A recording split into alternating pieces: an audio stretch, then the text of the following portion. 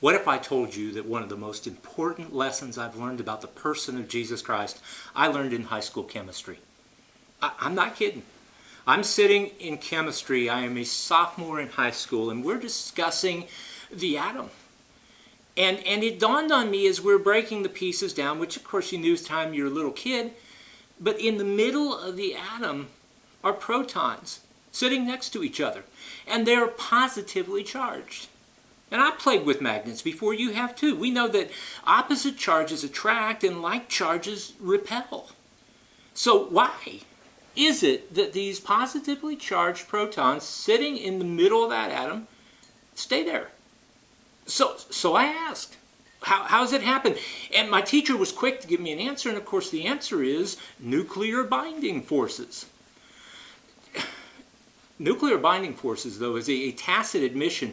We know what's happening, but we honestly don't know why, so we just give it a name.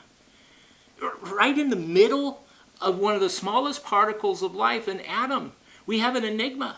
We have protons positively charged that are rebelling against the laws of electricity. They should fly apart. Why don't they? Well, the Bible tells us why.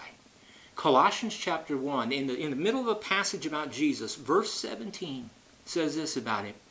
He is before all things, and in him all things hold together.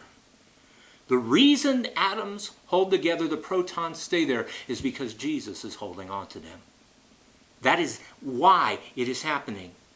And then I'll encourage you to look at 2 Peter chapter 3, the middle of the chapter. It begins around verse 10. Where it talks about the day of the Lord when Jesus returns and everything is over. It discusses the fact that the earth will burn up, the elements will melt in fervent heat. You know what that's a description of? That is a description of nuclear fission, the atom bomb.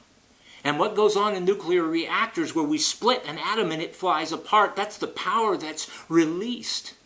What happens when Jesus returns? He lets go.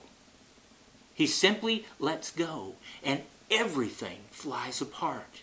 You see, in Jesus, all things hold together. This world that we live in your life, and even our relationships, you need to get to know Jesus Christ. It matters.